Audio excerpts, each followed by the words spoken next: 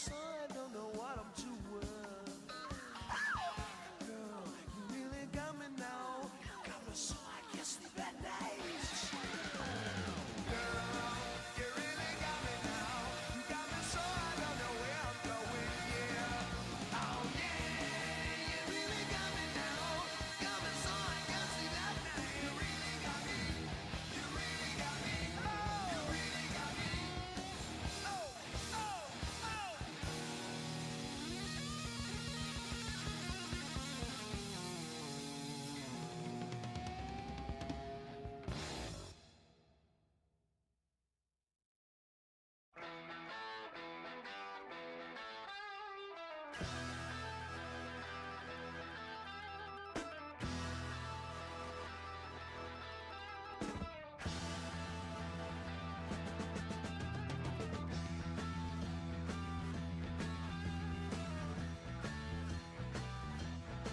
When we got no choice, all the girls and boys making all that noise, 'cause they found new toys. Well, we can't salute ya, can't find a flag. If that don't suit ya, that's a drag. School's out for summer. School's out forever. School's been blown to pieces.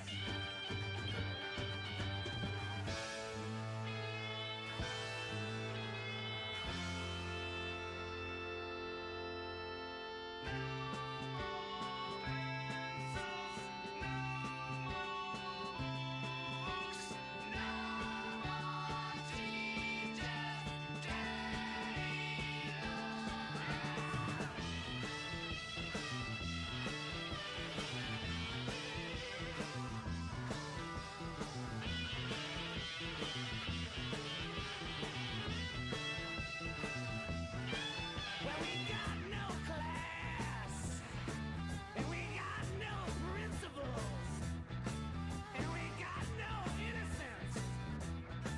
We can't even think of a word that rhymes. School's out for summer. School's out forever. My school's been blown to pieces. No more pencils, no more books, no more teachers, looks out for summer, out to fall. We might not go anymore. School's out forever. School's out for summer. School's out with fever.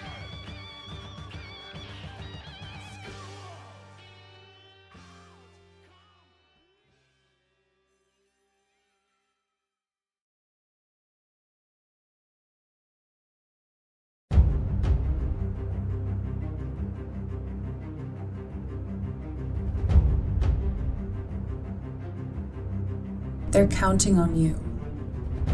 We've faced and overcome so much. Sometimes I wonder how we made it through. We both know that the old ways aren't going to work this time.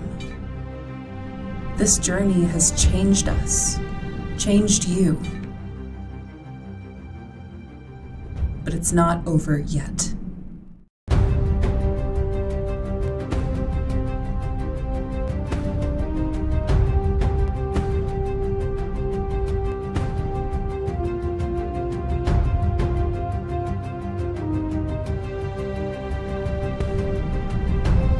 You need the right tools for the job.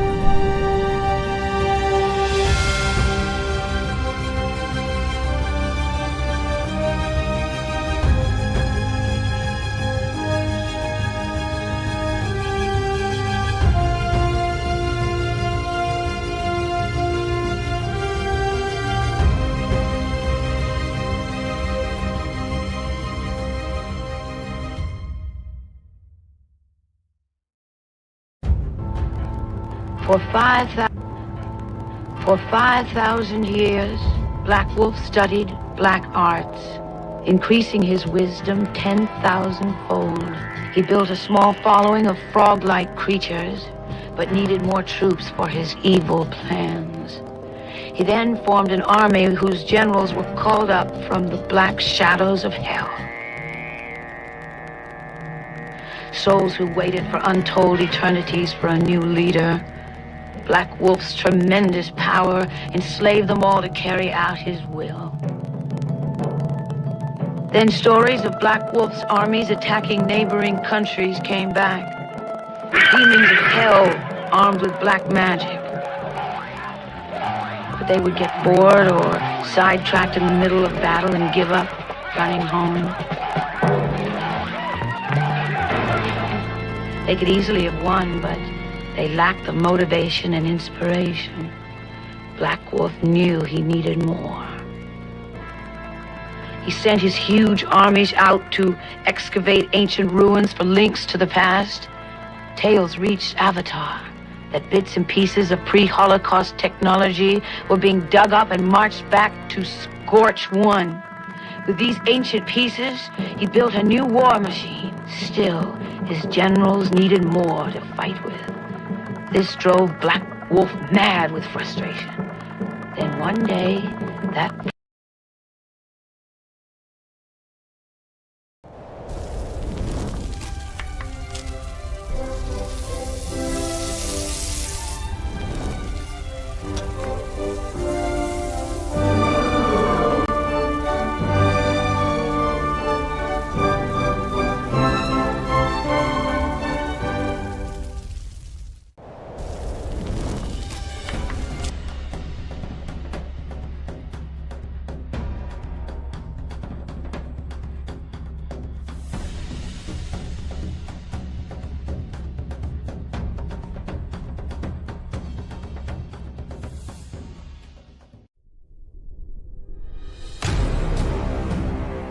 Trollord Games, join the fray. Trollord Games, join the fray. Trollord Games, join the fray. Harkin Willie says the fray approaches. Hello, everybody. It's KTLG in the afternoon, and this is Ask Me Anything. I'm your host, Stephen Chenault. I forgot what day it is. It's July 2nd. All right, Sparky, I didn't have one handy, but I'll get you one.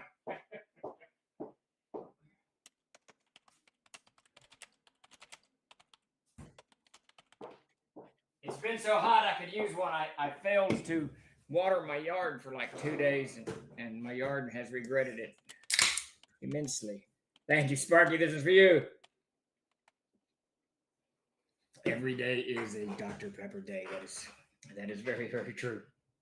We're here for it's July 2nd, a couple of days before Independence Day, and we're here for Ask Him Anything. So any questions that you have for the trolls, Kickstarters we're doing, projects we're working on, and there's a whole bunch of them. And we just finished an AMA Reddit, an AMA on Reddit, I suppose. And someone asked about the juggling, and I forgot. Oh yeah, there's a lot of projects going around here. So, yes, I did survive Reddit. That's an interesting community. I don't go to Reddit very often. Ironically, when I'm on my phone and I do a search, it frequently Reddit material frequently pops up. I don't know why. I don't know what. I don't have no idea. Maybe it's because I've clicked some Reddits in the past or something. But I don't go there very often. I should, because Chris Harris, who plays in my Thursday game, he loves it. He's always finding interesting stuff on Reddit. And I think Chuck was talking about being on Reddit some, but I don't get over there very often.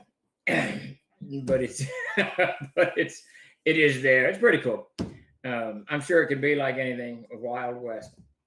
The 4th is coming sometime coming this month, I believe. Any updates on the Adventure Army project? Yes, Starglow. I'm so excited. So Friday, I think it was, maybe Saturday. I don't know, one of those 2 days, Peter sent over the very first page that he had laid out. It wasn't what we had discussed, so he and I went back to the drawing board, got Davis involved. And within an hour or two, we had kind of worked the layout out. And once he had the layout out, and we've standardized the tables throughout, starting with the player's handbooks for the Amazing Adventures and the other game we do, Castles and Crusades. And the tables are going to be all streamlined now. So Peter took that layout of the table, started putting it into the Dumaflaci, the Armory book, and he was, as of this morning, he was on page 120, which puts him about well over halfway through laying out the book. He thinks he'll have it done in the next 3 or 4 days. So I'm hoping by Monday or Tuesday, we've got a working PDF to send to you guys. And this is going to be very, very close to finished. I would like for it to go to the printers in the next couple, 2 or 3 weeks. All the art's done, layout, editing. I mean, not layout, but editing. Everything's done. Once it gets laid out, we will have Finn do a final pass in the editing process. Obviously, backers will get a copy of it, and if they find anything that we need to fix, we'll fix it before we roll it out to print. But I would like to see that sucker going to the printers in the next couple of weeks. War Mounts is its sister book. It's written, done, edited, and in layout. And I think Peter's maybe got 10 or 15 pictures left to do for that. So that the Adventurer's Armory is rapidly heading to the printer, and the Hermit is right behind it. Can you give GM Kenny Yeager? He was asking he wants a reminder of what you were talking about with the Armory books. I think he's trying to remember if you backed it or not. Knows about it. He may not know about it. Okay, so the Adventurer's Armory was a Kickstarter we did 8-9 months ago, maybe a year ago. I'm not really sure. I'd have to look it up on our Kickstarter page. But the Adventurer's Armory is going to have about 1,000 weapons in it, each one illustrated with damage and all the other stuff that comes with having a weapon. And Davis put some alternate rules, optional rules in there as well. So if you want to take this particular polearm, it does this particular thing. It'll be a black and white hardcover. And like I said, I hope it goes to the print very soon. So, and as soon as we have fulfilled half of the Kickstarter, it will go up onto the store. So if you didn't back the Kickstarter, you'll be able to get it here very, very soon. We were hoping to have it out by Gen Con, but that's not going to happen. But we should have a working copy of it. But essentially, it's 1,000 weapons, siege equipment, bows, armor, all kinds of all of that doobly-doo.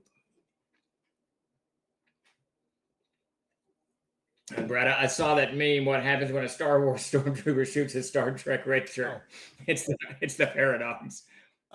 Let's see. So, Aramile asks, did adding a morale score to monsters ever come up in your discussions? It certainly came up because that's a thing that we do. What I do at my table, I did morale in the old days, and it's really just a charisma check now. That's kind of what it boiled down to. Whether the orc in charge of the orcs can keep his troops in line. He makes a charisma check. But we really didn't want us to codify that into the rules of the player's handbook. We really wanted that stuff in fields of battle. It's codified, but we really wanted that stuff to be more of a CK determinant. But that said, fields of battle, which I don't think is on the store. Actually, we need to get that on the store. Fields of Battle actually is our miniature rules, and it definitely has morale rules in it. I'll put it higher up on the list because it needs to be on there just for the fact that it's got mass combat. That's important. Yeah, Davis activated it on drive-through, and it's been flying off the shelf. So we need to get it over there. I can't remember I don't know if it's got a new cover. I can't remember why it was. I think it just never. There was something that changed, but I don't remember what it was now. Ranzarok says, really liking what you've done with the latest Kickstarter. Thank you, Ranz. Very, very much appreciated. We're very happy with this. The book is turning out, we're reacting to a lot of suggestions that you guys are making here on Twitch and Twitter and wherever, trying to make the book more usable for you guys and more, in tune with whatever's going on. And away from my just no pictures, no tables, just text approach to all things. So, so we want to move away from that. But yeah, thank you for that, Rans, and thank everyone out there for all the help you guys have tossed in and helping us, make this a better product. Let's see. Delport Bricklin asks, if TLG were to partner with another developer to build a board game out of one concept or element of either CNC or the aired setting, what element would you like to convert into a board game form? Oh, jousting combat. We actually had a jousting game halfway developed years ago. And I think that's just really cool. If you do a jousting game that's done, like a proper medieval joust, which would include the tournaments and the larger scale tournaments. I think a jousting game would be very, very cool. It would walk hand in hand with Castles and Crusades, with the kind of the fantasy role playing, the knights and all of that stuff. I think jousting would be very, very cool. That would be my go-to board game. That said, I think an aired board game would be pretty cool too, where you get to play the kings and the princes of aired, and I picture a Candyland version, where you're wandering through the Darkenfold. Seriously, you do the Darkenfold up, man, and I mean, you there you go go. through the Confederacy of Torque and run into Unclerites and all kinds of stuff. All kinds of stuff. Let's see. Oh, Sparky had an interesting comment a while ago. He said, finally resumed my game Sunday night, 4-hour session. The party faced an army of gnolls who were hell-bent on burning Hamlet. The village was mostly saved. The crazy part was how heavy the magic was. The party had 3 spellcasters, and at the height of the battle, they faced 2 gnoll shamans. There was so many spells going back and forth, saves and such, and the truly amazing thing was how fast all of it went. We covered a crap ton of combat in over 4 hours. Pretty good. That is awesome, and that's really what one of the strengths of CNC is, the absolute speed combat. It just moves very, very fast. You can slow it if you want, but it moves. I should say that it moves fast at most tables. My Sunday night game, it does not move fast for because they can't roll above a 3. So the guys tend to just drag on forever and ever and ever. Yeah. Let's see. Starlaw from YouTube says TSR had that board game with a bunch of kids going through a magic forest or something. There's your Chutes and Ladders or your Darkenfold Candyland. Let's see. That's very cool, Sparky, that you did that. That is very cool. Oh. I'm gonna have to go back and check your stream out. Let's see. He said, okay, so Brad W34 paid for Ask Me Anything from the Troll Lords. What happens when a Star Wars stormtrooper shoots a Star Trek red shirt? That's the paradox. The red shirts always die and the stormtroopers always miss. I really wish. I know that Star Wars has gone on. It's gone on a different path these days, and I really wish that someone would make a Star Wars where I guess the Clone Wars actually did this, where the stormtroopers are badass. They have badass uniforms. They have badass weapons, and Darth Vader is their leader. They should be able to kick some ass. So it'd be kind of cool to see the stormtroopers actually walloping the living crap out of somebody. Yeah. As opposed to getting the crap walloped out of them. Dork Boss says he gets bachelor's in game design today. I also signed up for a Learn Castle Crusades event at Gen Con this year. That's cool. Very cool. Very cool. And congratulations on your bachelor's in game design. Wolf Alone says that was diplomatic of you. I have to confess I haven't watched much of the modern Star Wars. I'm not a giant Star Wars fan. I like Star Wars. It's cool.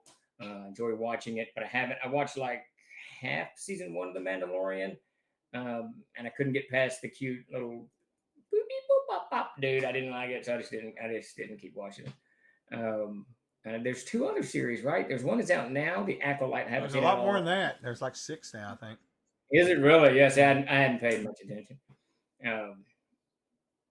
It was like an unending dry heat. Stormtroopers were very accurate at the start of episode 4. To be fair, plot armor interferes with aim. That is very true. That is part of the problem, right? I mean, they can't be too accurate, or they're going to kill Obi-Wan Kenobi, which is not cool. And this is sort of the problem with this type of story when you have the rebels that are so outnumbered. You can't have the stormtroopers kill a lot of rebels because there won't be any of them.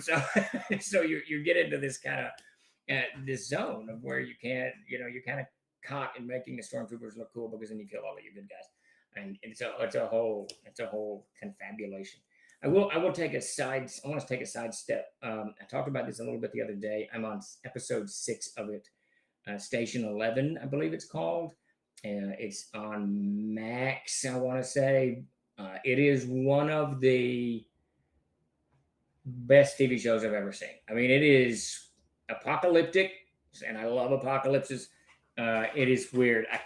I don't know where it's going, which is wonderful. And they do these beautiful flashback scenes. It's well written. It's just really when you start watching it, you're going to think this is hippies in the apocalypse. It's not. Don't worry about the hippies in the apocalypse part.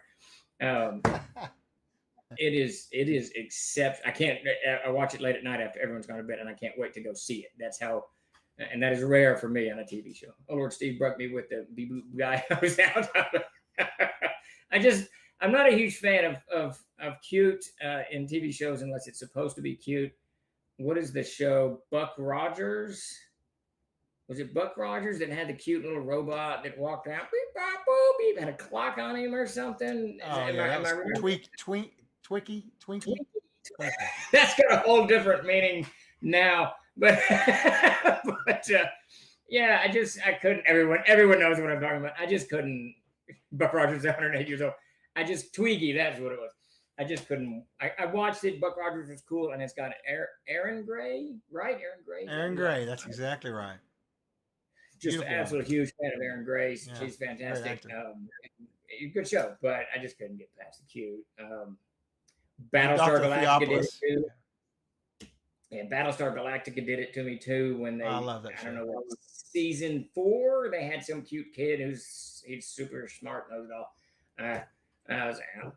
I stopped watching that thing. I don't know. So what I'm hearing here is if I'm not seeing cold hard steel and blood, I'm not staying. Yeah, pretty much.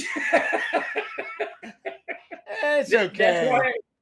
That's why I'm a little surprised I have made it in Station 11 because it's not violent. It's got some violence in it, but it really isn't. It's this weird. I don't know. I cannot know how to describe it. Go watch it. You might not like it, but I'm thoroughly enjoying it. But yeah, normally I'm a Mad Max, Fury Road, Walking Dead. I like extreme violent television. I probably should go see somebody. I don't know. You should go make an appointment with Dr. Theopolis. See what you can do about that. Yeah, that's what I need to do. That's right, King Cawthor. It's got to be badass for me to watch it. So Airmail asked, the TV show. Do what? Airmail asked a question. Says, I'm still new to the game and learning how modifiers are we using for a charisma check for morale with a 3-hit dice orc captain. I get it's a secondary and a base DC's 18. Not confident on anything past that. So what I would do in that circumstance is, let's say you've got 20 orcs and they're fighting a party of 4th level party, right? And 7 or 8 of the orcs die. And at this point, I'm thinking, well, the orcs their morale might break, but it's going to be their chieftain that's going to keep them into combat. He's going to make a roll, as you pointed out. It's a secondary, so his base chances to succeed is 18. So I forgot how to play the game for a minute. It's 18, and you said he had a 3-hit die, so he's going to have a +3. So he's going to roll his d20 +3. His challenge level will be equal to the highest. What I would do, his challenge level would be equal to the highest party member. Did I say that right? Highest party member with the highest level. That's what so let's say that's 4. So his CL would be 4. So he's got to get a 22. So he actually can't hold his troops. He can't hold his troops together in face of that onslaught.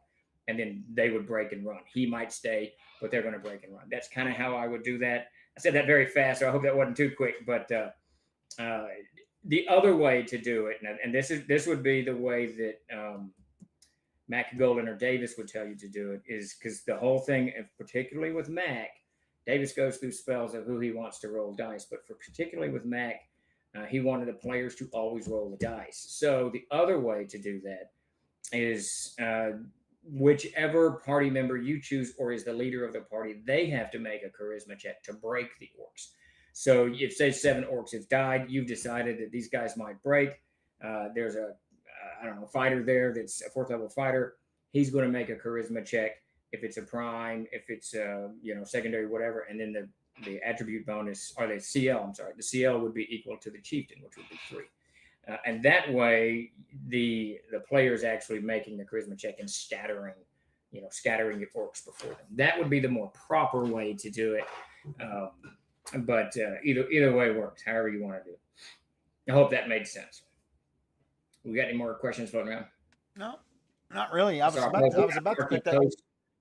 to slap that collage up on the screen. There you go. What Marky Post was in Buck Rogers? Isn't Marky Post from Night Court, or is that it? Night Court? That was a good show. Princess RRR. Well, Rans there has a question. Talking about sci-fi, have you ever thought about a sci-fi system, a CNC in space?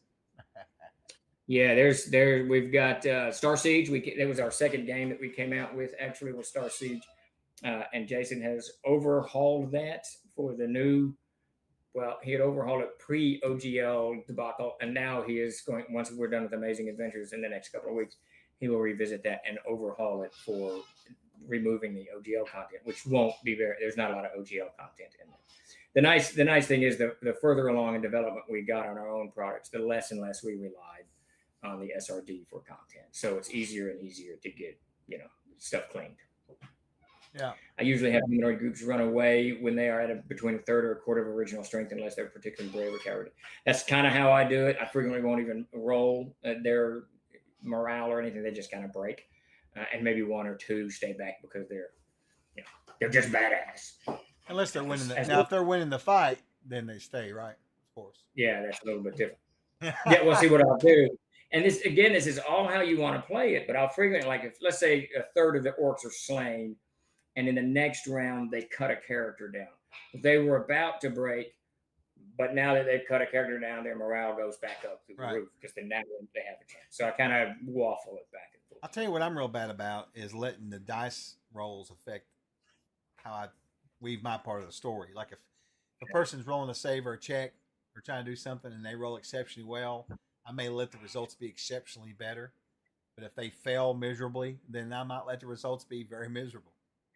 Yeah, I do that a lot. My worst thing is I break the cardinal rule of Castles and Crusades all the time, and the cardinal rule is do not make them make a check unless you want them to have a chance to fail. That's right. And that's right. I frequently will go, just make a check, and I'm like, why did now they're going to roll a 2? No, I'm right there, man. I'm right there. I'm right there with you. Yeah, it's very frustrating. I don't know why I can't get out of that habit. I don't know. That's just because we were trained to by these other damn check games out here. Question from Aramile. So morale modifiers are set by hit dice. A 3 hit dice orc boss is just as likely to flee as a 3 hit dice thief?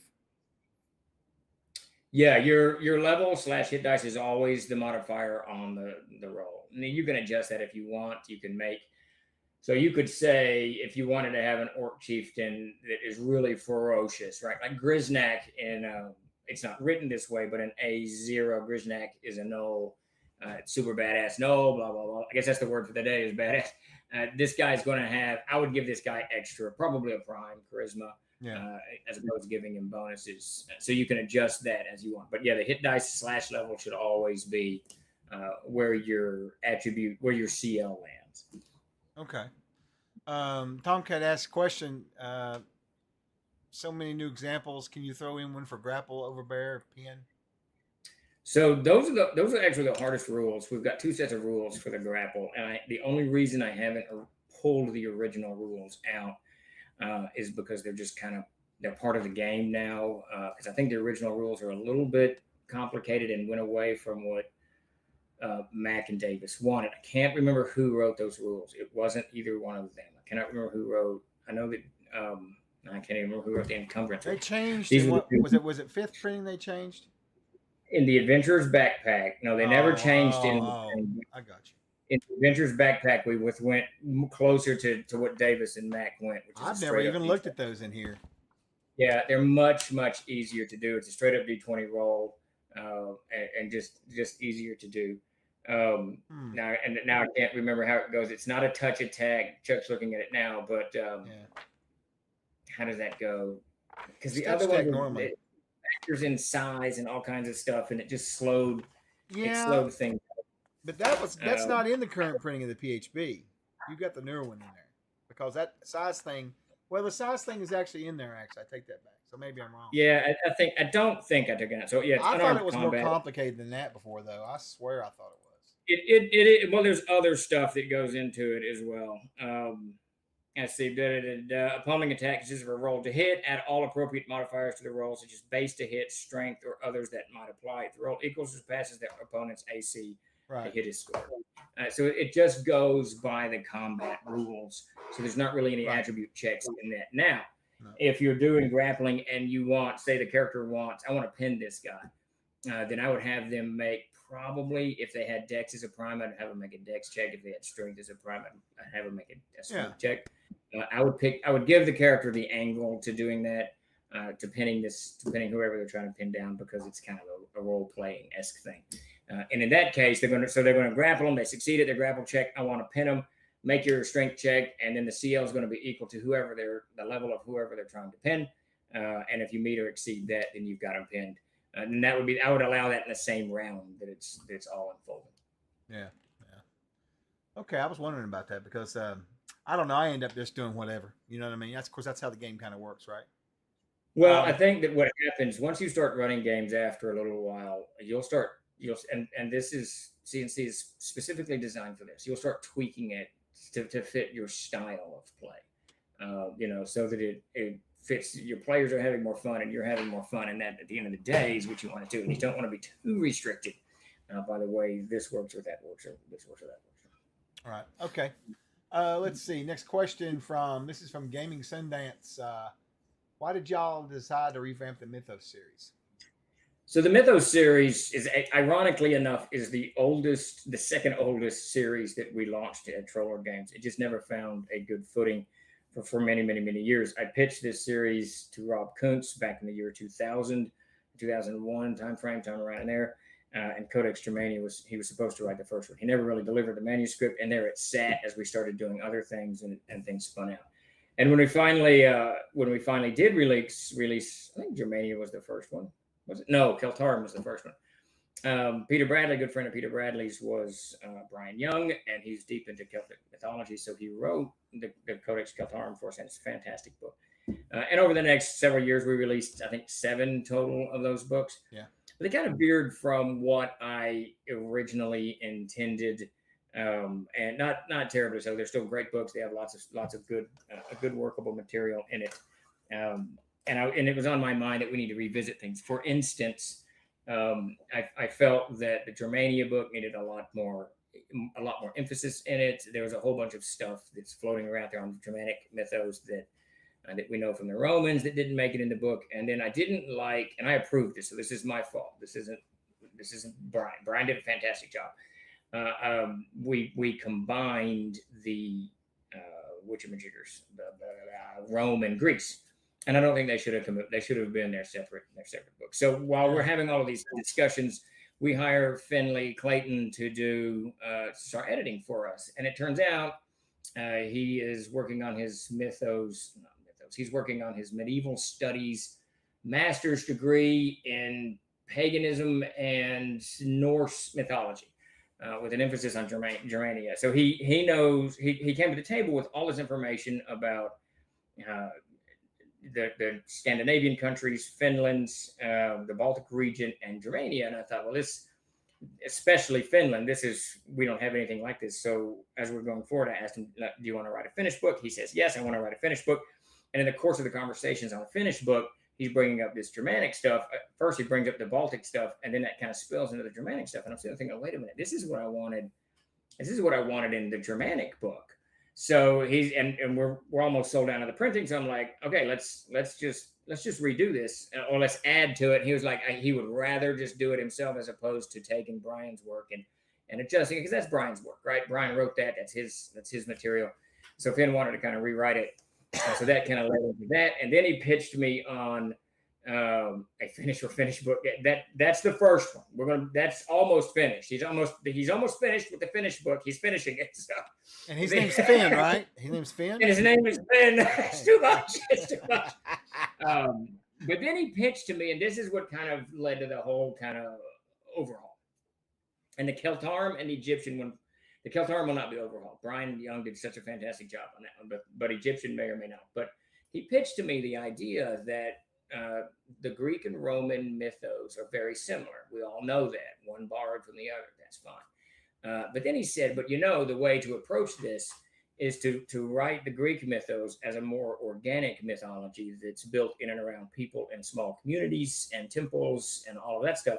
Whereas the Roman mythology is built around the Roman state, and everything was built around the Roman state. So he pitched doing the Greek mythos as this kind of organic, for the people type religion, and the Roman mythos as this state-sponsored religion. And I thought that's absolutely perfect, because that gives us as gamers and those people interested in mythology 2 perfect views of a very similar mythology and a real world, equivalent to the way it evolved differently. So, and that just led to conversations about Norse, which was actually his area of speciality. And then the Slavic with the Baltic stuff just spilled in that. I said, okay, well, let's just stop. All these books are almost sold out, except Keltarum. Let's just redo them all. So, so that's how that came about. No offense to Brian Young, he did a fantastic job, but it's time to revisit and kind of bring in more mythology. Okay, Ranzarok asks, okay. I'm aware of the quick start for Foundry VTT. I heard you have planned for more content for the platform. Yes or no? We do have. With this Kickstarter here, we've got the funds to actually put a full rule system up on there. And what we're going to do is we're actually going to take down that quick start guide and replace it with a Siege Engine rule set, and then that way we can build CNC off of it, Amazing Adventures, and whatever the hell else we want to. Right? That is the plan, and that should go into pretty good speed within the next couple of months. We should be up and running. If you're interested in that kind of stuff, the best thing I can recommend you do is to come over to our Discord if you're not already, and hang out in the Foundry area over there, because that seems to be the Discord seems to be the main place to get to be in contact with everybody who's working on all of our VTT stuff, because they all hang out in our Discord, the devs that are working on it. And that's probably the best place to get the best information about what's going on.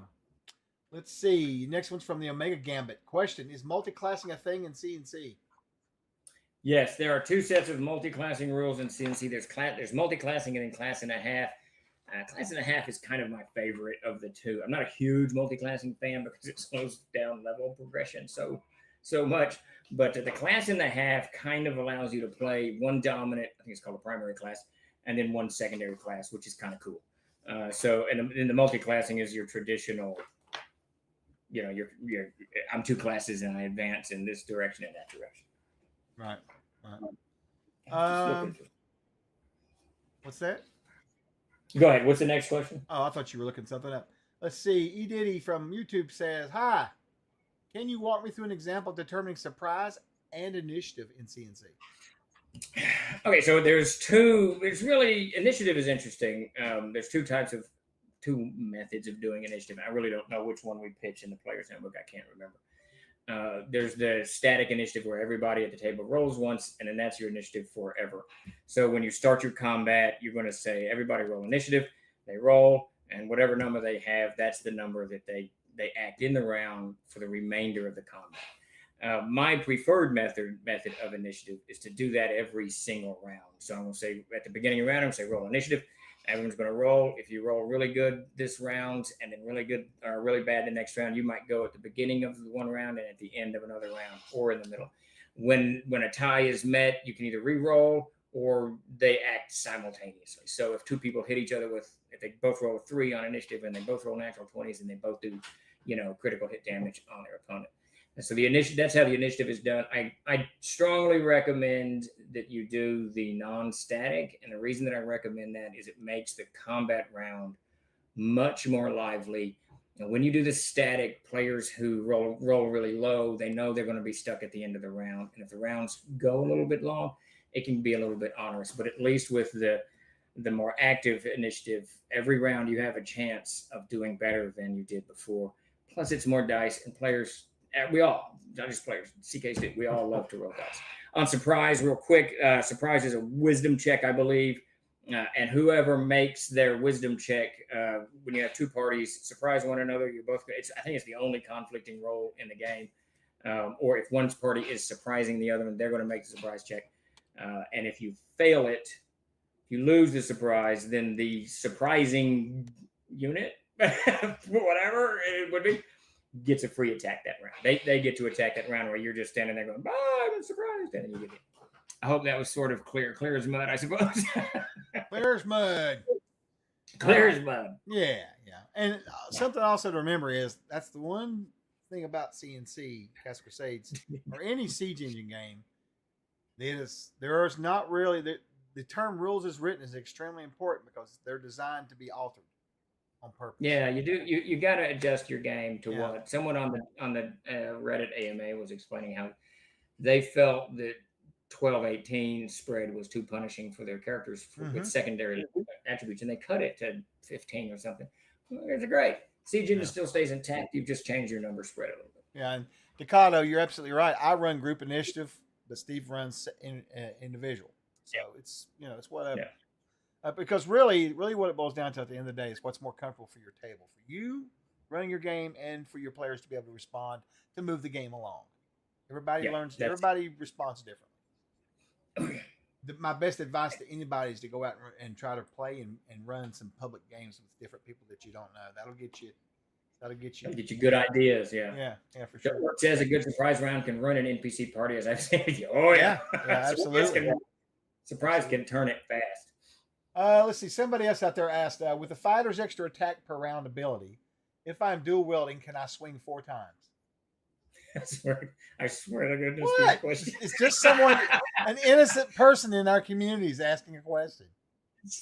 So what was it? Pete's question was when you get a 24 strength or 23, you can wield two-handed. Yeah, I get this bullshit at my table too the other day. Like I know, 2 and it weeks was ago. like, can I use his question was, he didn't ask, can I use two-handed weapons? He asked, can I use a 4-handed weapon? And I said, what is a 4-handed weapon? A 4-handed weapon. A fire giant's blade would be a 4-handed weapon, so I can do 5d6 points of damage.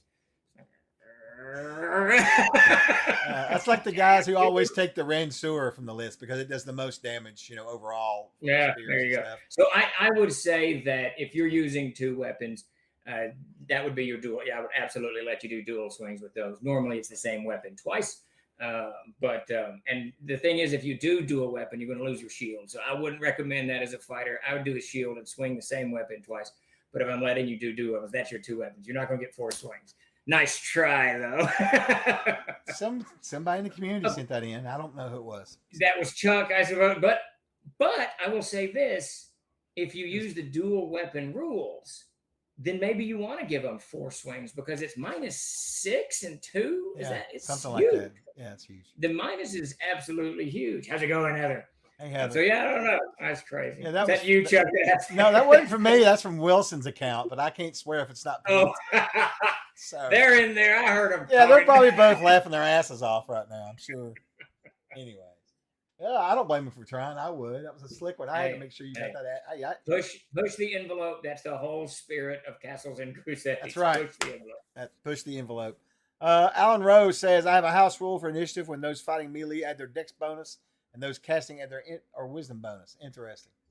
Yeah, a lot of people do that. Cool. Yeah, that's a different way to do it. Or you could go back to the I don't let dex roll in, but a lot of people do. Definitely. Yeah. I think that goes back to the days of weapon speeds. You remember them?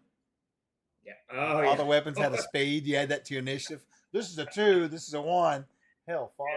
I don't know how we got you playing. The only thing I really liked about those rules was you got a -8 if you were using a dagger against plate mail. I thought that was kind of cool. Starlaw asks, can I sneak attack with a ballista? I mean, maybe. If you're firing marshmallows, possibly. All right, so I see we got a couple of questions. Did you get these? I've got another one here. Yeah, Dr. H Design asked, any plans to continue the series of Yurik and Ava? The books are what got me interested in Troll Lord games to begin with. That is very cool to hear, and absolutely, yes, I am about, I want to say, halfway through the novella that ends that story. They're in the Dunhollow. Grace has actually read, she's almost up to where I was. I would actually be finished with it if the player's handbooks, the 2 of them, didn't jump onto my desk and require a little bit of TLC. But yeah, absolutely. I hope to have that book finished. We are really wrapping up stuff between Arms and Armor, the Hermit, the Player's Handbook, and the Player's Handbook for Amazing Adventures. We're wrapping up some gigantic projects in the next just few days. Really, they're mostly done. It's the last kind of tweaks that we're doing. Yeah. And then I can jump back on that. I'm working on the Codex of the Plains and I should have that finished and hopefully in the next month. And then off to editing it goes, and we will release it. So absolutely, yes, that is. We got to find something else for you to do around here. Yeah, something. Let's see. So Tomcat asks, so no weapon speeds in the new weapon compendium? I don't have no clue about that book. I think it's in the Adventures back there. Bullshit. Is it really? I don't know if these are weapon speeds. What are these? No, it's just those bonuses. What page? It's the very last page 143. Oh my God. That was probably something. I need to put something in the book. Let's see. That's versus armor classes. Oh, yeah. Okay. Yeah, that's not the weapon speeds, but it's part of that chart. I'm not going to let them see that. They've probably already seen it, though. There's all kinds of stuff jammed here and there all over Yeah. this game. Question from Sparky. When might we see the early draft of the Armory book? I might have missed it earlier. If I'm not... Should be Monday, Tuesday, or Wednesday, right in there. I suspect Peter will be done by Friday, and then he'll throw it over to me, and then we'll send it to backers. We'll get it out to backers as soon as I got it in hand. And that book is it's a little bit overdue, but I want it out there because it is a really good book. Yeah. Got another question coming across. This is from over on TikTok. Says in the rules, it states that you can wield a two-handed sword with one hand if you have 21 strength. So I wield a four-handed sword with both hands. I already answered that. Yeah, Decado, the cover to Amazing Adventures is amazing. All that art's amazing. It's all just wonderful. I love it. Yeah. It's just nuts. Manfred This interview is over. We're done. Manfred Von Beck asked, will Chuck ever read the Adventures Backpack and stop being surprised by it? I've read it, but there's a lot of, listen, to my defense, there's a lot of shit in this small book. There is a lot of there's a lot of I mean, they've even got like there's crazy stuff in here. I don't want to talk about it. It's crazy. And I'm actually really excited. It'll be sometime next year, but I want to get back into that book and do more. It's good stuff. The Orc Boss, yes. Army book, does CNC do mass combat? Well, the Armory book, well, you explain the difference, Steve. Okay, so we got the Adventures Armory coming out, and that's got 1,000. I think it's 1,000 weapons. I keep quoting that. I don't really know. It's lots. It's hundreds and hundreds, and I think it's right at 1,000 weapons in there. They're all outlined for your player to use or your monsters to use, however you want to do it. And then we've got another book called Fields of Battle. You can get it on Drive-Thru RPG right now. We will have it on the store by Friday. Chuck and I keep making notes and not doing it, and I even think it's got Fields of Battle. I put it in my store notes. I'll get it done. Yeah, I honestly think it's already half fleshed out. It just needs to be activated. I think we started with it. It's on there. And that You're one right. gives mass combat and miniature combat rules, and that's where morale's covered and all that kind of stuff. So we'll get that. And from our store, obviously Drive-Thru, it's PDF only, but on our store you can get it print. So we will have that up very, very, very soon. That's exactly right. Yeah. Colonel Kane asks, 42 asks, will all these new books coming out, do you guys have chores that you need done that I can do to help pay for the new books? Oh, shit. I just saw a question. Grabbed it. That's funny. There's so much stuff to do. Willie wants to know if there's six-handed swords in the Armory book. Not yet. What were we? David was going to put something in there. Now I can't remember what it was. I think Jeremy wanted to put some crazy weapon. I don't know. All right. Let's see. From YouTube, Bruce Petanald asks, do you utilize freelance artists or are they all your artists in-house? Absolutely. We utilize freelance artists. Emails at productsupport@troller.com. I can't make any promises, but send us, please have some kind of link that we can go to and try to have portfolio. A good range of what you're able to do. We do a lot of different things here. The art isn't all the same. We don't want everything to look the same. We're very particular with that. So try to, if you have a range, make sure the range is there for us to see. Yeah, for sure. Because there is a lot of different artwork floating around right now. Oh my God. Yeah. And there's more coming too when we delve into Star Siege and go down that whole science fiction. It's a lot. It's a lot.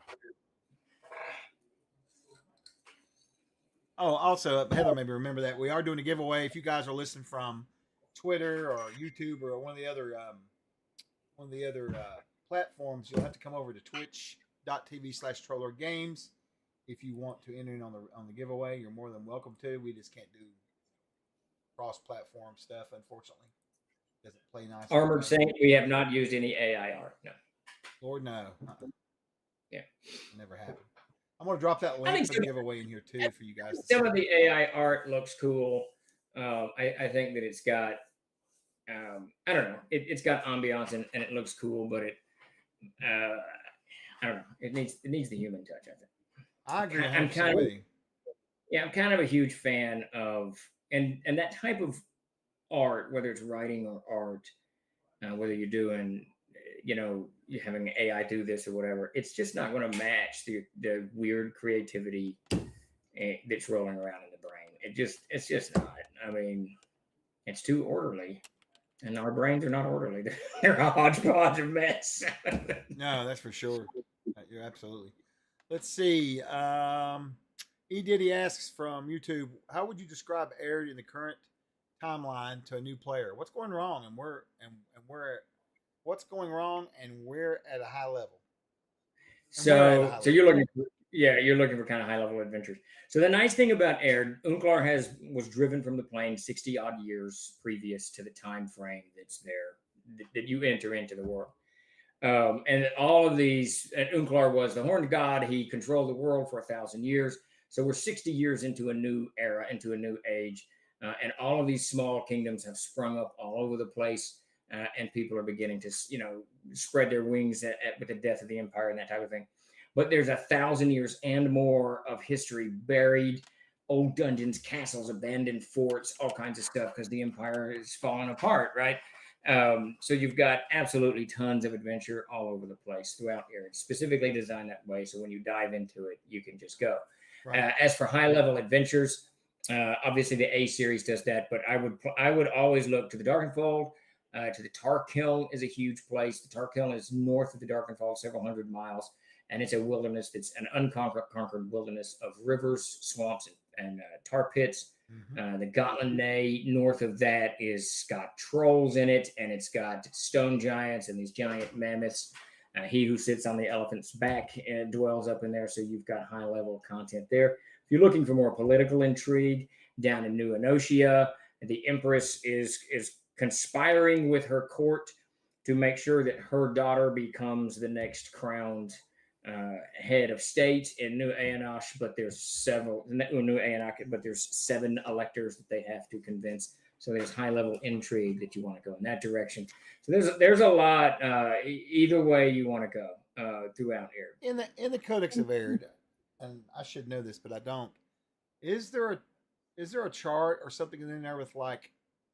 I was just thinking it'd be so cool if we had like a book of, or a chart even, but a book would probably be better, just a small book of just plot hooks for Arid going forward now that the war's Oh over. no, we don't. But that's a great idea. You know what I'm That's saying? Yeah, no, that's a great idea Because I can take the history and play out, you know what I mean, and make my changes or whatnot.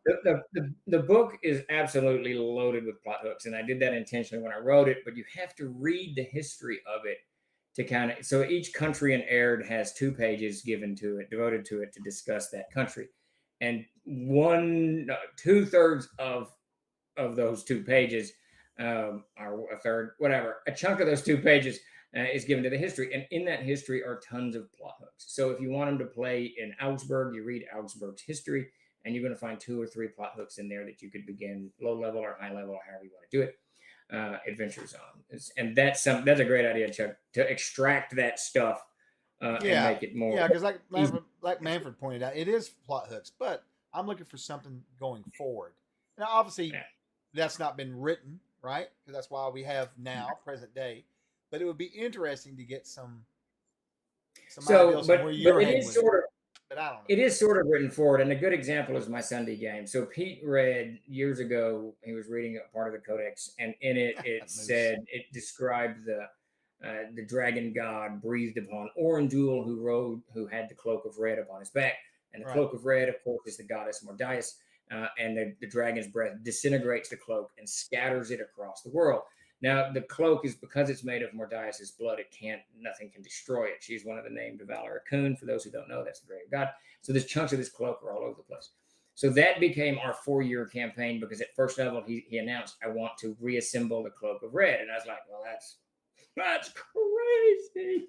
But that's what they did. They oriented everything they did was to finding Cloaks of Red. So I started making these adventures where they found a thread here, a bloom of the cloak here, and I ended up creating this entire adventure. And I'm actually going to write this up eventually into this giant arc.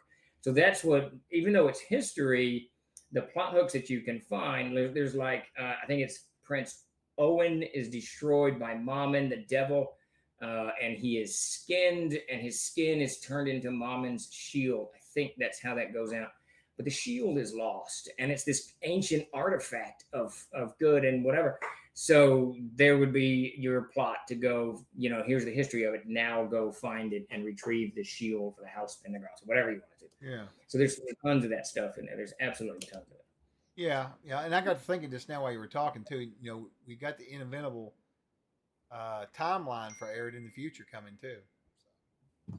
Yeah, no, we got tons of aired You know what stuff. I mean? Yep. So Armory won't Okay. be out for several months, but the Fields of Battle is on drive through. Let me see if I can find that for you real quick. Fields of Battle is on drive through right now, and that has mass combat rules and miniature rules. It will be an hour store. I'm sorry, Fields of Battle will be an hour store by Friday. Right. Our store being the web store versus drive through RPG. Yes. It gets a little confusing with all the multiple storefronts out there. I get it. Trust me. Everything gets so confusing. And I gotta say, this is the old copy of it's just the cover's been updated of Fields of Battle, but that is There She Blows. It's a very good book written by Casey Christopherson with really good rules, and it sticks to that. That's right. You did change the artwork. It was yellow before. I remember that. Let's see. Starlaw asks, "Is Amazing Adventures RPG having an upcoming Kickstarter?" It actually had an Indiegogo campaign about a year and a half ago, and we are just wrapping that up. And we'll be shipping that in the next couple of months. Hopefully, in August, we will ship that. And as soon as we do, all of you all will know, and we'll be on the store, and you can scoop it up there. The cover's badass. The game is badass. It's the first time I've really taken the time and looked at Amazing Adventures. I mean, the grit of it. It is a very, very cool game. Let's see. I got one more question here from Willie. Let's see. Oh shit! If an incredibly strong Barzoomian Thark with 4 hands wields 2 4-handed swords, how much damage can I expect? I'll stop. None. Actually, that's great because they can wield 4 weapons at the same time. If I remember, they've got 4 arms. Yeah, they got 4 arms. So if they have a 21 strength, Lord have mercy. Yeah, you're gonna have to tell it. That's the guys. Them guys are just gonna have to move the Sunday game to Barzoom. Sounds like. Yeah, there you go. Then it'll be a never ending. There you go. All right, Sparky says, "I'm hoping to explore the political intrigue in future games. I kind of hooked the party the other night. At the end, someone told them the issues the Empress faced, and he wanted to ensure her daughter's secured support to take the throne, and he might need their help." Yeah, see, there you go. There's your high-level adventure right there. And you could even start that as a low-level adventure as they do go-betweens or whatever. Now, we have touched on that theme in 2 games, but no one has ever actually explored it, so it's kind of cool. Yeah. Tom W. Wallace, thanks for joining us. Oh, thanks, Colonel. That's very kind. He says, "I would rather purchase stuff from you guys, from your store, web store, than drive through. Nothing gets drive through, but would rather give you my money." Well, we appreciate that. Well, and obviously we have to give drive through a cut, so but that's all good. Yeah, it's whatever. It's all good, but yeah, thank you for that. We appreciate that. Yeah, it's just like Amazon. We sell on Amazon. We gotta give them a cut. Everybody wants their vig. Yeah, I'm okay. My only issue these days, and I don't know why I'm getting this way, but it's all these little drive-through and Amazon they at least have storefronts that people go and shop in, but it's all these little services that want it's only 1.2%, it's 2%, it's 3.1% to do. I'm not sure what they're doing. So I'm fixing to go back to mail in your cash, put it in an envelope, and send it to drawer. For those younger people out there, the first thing I ever bought with my own money that I remember was the Statler Brothers Greatest Hits, and I wrote it. My mother wrote a check. I gave her $8 or $6 or whatever it was, and she wrote a check, put it in an envelope with a little cutout from the magazine, and mailed it in. And about 6 weeks later, I got the record. I remember that. That's awesome. Well, oh, and I was going to say, Tom, I don't know if you are in our Discord, but that is a great place to hang out and find games. CNC, Amazing Adventures, D&D. You might even get lucky and see the great Todd Gray running something in there one of these days. We hope so. Everybody, this is Todd Gray. There he is, the man, the legend. He was. I don't know. Good luck with that. It's a tiny little. We are streaming live. Yeah, so I'm going to wrap this up because Steve's got to go and I've got to go too. We got a little bit early. He's got some guests there, so. Anything else you guys got, throw it out there while I set to do the giveaways, and we'll get out of here. Yep, if there are any questions you have here, and I'll do my best to answer it. I don't believe it is a deep fake. Todd is a deep fake, that is for certain. That's how I got my 100 Army men from my first comic book. Oh, I remember those. Yes, Ranzaruk, you got that. They were really tiny, right? Those thin little Army men that you ordered from the comics. I remember those because I didn't get the Army guys. I got the Revolutionary War guys. Don't know whatever happened to those things. They're just gone. the Ovaltine Dakota rink. I remember those. That's a long time ago. Long time It ago. was a hot minute. A hot minute. So today we're giving away some $10 codes. It's for our store. You can use it to put it towards the purchase of a PDF product. I'm going to go ahead and cancel, or not cancel, but close out the entries right now. And I'm going to pull 3 of these bad boys today. While I'm pulling these, just think about tomorrow. I'll be running a stream in the morning. I'll do my normal stream. We're going to try to talk about my crafting book, but we probably end up answering the main questions, which is fine. And then I think me and Steve are going to hop on tomorrow evening with some folks from the company and run a real short, quick game. So be on the lookout for that. And then Steve will be back. Actually, my stream is, what is today? Is today Tuesday? Christ, I don't even know what day of the week it is. Yeah. So I'll have my stream in the morning. We'll have that tomorrow evening. I think Steve has an AMA tomorrow going on. We'll put that out in the socials. You can look for that. We're going to do another one on Reddit. This is, I think, over in the OSR community, if I'm not mistaken. I'll have to look. I think that's where it's at. Thank you, Sparky. So all that good stuff. So let's get these pulled here, and we'll see what's happening. Yep, if you do win and you're new, just simply go to our Discord and look for Obsidian Risk. Scott, he's the guy that handles all the codes, and he's one of our moderators, and he's in the Discord. He'll be looking for you. You can ask around if you can't find him. Just tag him, DM him. All right, first winner is DM Chris, 1972, who wins all the time, seems like. Chris, you are a major winner. I'll tell you that much right now. Next up is Sundance Kid, 007. Congrats. And then last but not least, Trash Monkey. And there's the link to the Discord for anyone who was not in there. We appreciate you guys for coming out and seeing us, hanging out with us, and listening to us blabber. Somebody's got to listen to us, right? Yeah. Shit. Just a second here. Congratulations to everybody, and thank you all for coming out and joining me on this AMA. And like Chuck said, he'll be around tomorrow. We'll do an afternoon game too, and then some weekend stuff, and we'll be back Monday, Tuesday, and Wednesday as we wind the Kickstarter down. That's a good point, Steve. We will not be here Thursday for our normal streams. We're going to do an extra stream tomorrow night, and of course Friday we'll probably won't do anything much either way, just their normal stuff. So thank you, Starlaw, and you all have a safe and happy 4th and Independence Day. Absolutely. I'm going to see about setting us up a raid and getting us out of here real quick. Well, unless you're in the United Kingdom, then I don't think you really care about our Independence Day, which is fine. But Canada just had theirs, actually. Oh, there you go. Monday, I think it was, right? I can't keep up with like anybody. I can barely keep up with ours. Commander Peace Smile. All right, so I'm going to raid into Rando here for us. We're going to raid, looks like Watchers in the Dark. It's a safe house game. They're playing basically zombies in D&D. Sweet. Thank you, Rams, and thank you for joining us in the stream. Give you guys a game to watch for those that want to hang out on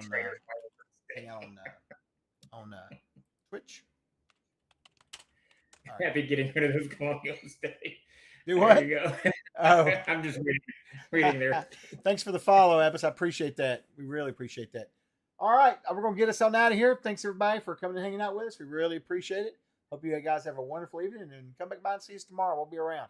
Thank you so much. Take it easy, everybody. All right. Trolls out!